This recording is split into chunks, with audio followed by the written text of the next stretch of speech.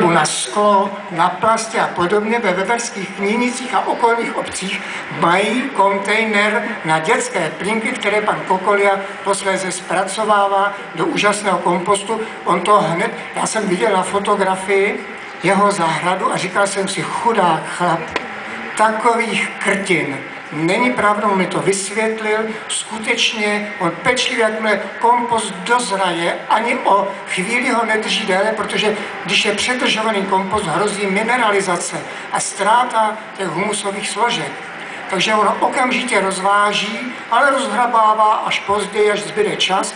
Takže jeho luční část zahrady vypadá jako dokonale zakrtincovaný park u zámku Štiřín, jak jsme s panem Hrubým nedávno zjistili, na jedné golfové trase, která byla pečlivě upravená, hladce střihaná a druhý den byla zoraná. No to je neuvěřitelné. Pane doktore, já mám pro Kokoliu výzvu, to možná ještě on nedělá, já mám kompostovací separovací záchod a já už ani nepoužívám ty plínky, rovnou kompostuju ty výkaly do hrnce, pak se to překompostovává ke kompostu. Jestli tohle ještě Kokolia nemá, tak mu to vyřiďte, nebo jestli Vladimír je tady někde přítomen, tak Vladimíre, ti to říkám.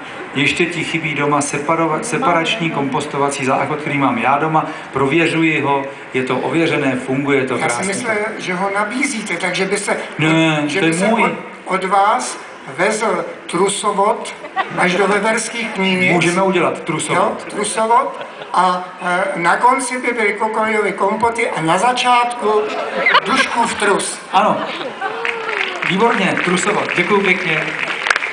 Děkuju, pane doktore. No tak tady obhájíci pěkně zamotali hlavu porotě, protože každý hájil svůj kompost velice silně a ten Kokolia mě opravdu fascinuje. Asi Vladimír, asi je tady, není tady asi. Ty seš tady! Nazdar, nazdar Vladimír.